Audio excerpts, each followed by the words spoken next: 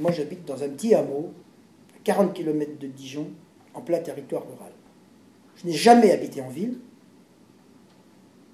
Et si j'ai eu parfois des contraintes supérieures aux urbains, moi qui aime bien l'énergie de la ville, je ne vivrai nulle part ailleurs qu'à la campagne. Alors, il y a les prédicateurs de drame. Ceux qui font de la politique en faisant peur aux gens, en disant vous allez dépérir. Moi, je pense que je vais dans la campagne en disant le territoire rural est un territoire de proximité et un territoire d'avenir. Et que, contrairement à ce que je dis, que j'entends, que je lis, que j'entends, 80% des villages de Côte d'Or sont en hausse de population. Ils sont en hausse de population. C'est clair. Le problème, c'est que quand je dis que ça a changé, c'est que je tiens compte de la réalité. Le canton où j'habite, c'est le canton de Pouilly-en-Auxois. Il y a 10 ans, les maisons qui se vendaient dans le canton de Pouilly se vendaient en 6 mois à un prix qui était très correct. Aujourd'hui, pour vendre une maison dans le canton de Pouilly-en-Auxois, il faut 2 ans, un prix qui a baissé d'un tiers. Ça veut dire que c'est plus dur. Ça veut dire que la concentration du travail dans les zones urbaines,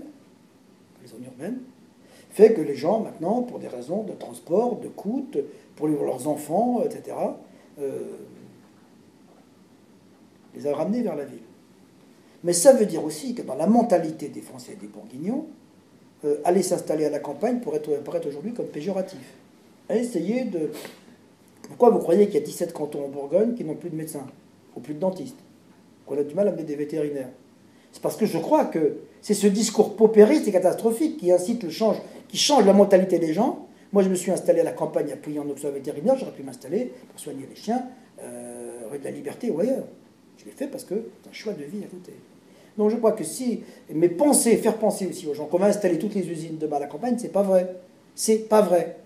Il faut, demain, les grandes unités, regardez, les grandes unités qui viennent s'installer aujourd'hui, y compris en emploi, elles s'installent où il y a des jeunes, où il y a des emplois, où il y a des gens qui sont en situation de demande d'emploi. Quand vente privée vient en Bourgogne, ou Amazon, ils disent, je viens là où est-ce qu'il y a des emplois, est-ce qu'il y a des gens, tout. Vous comprenez, on peut faire de la politique avec tout. Le niveau des arguments et la hauteur des arguments, parfois m'interroge.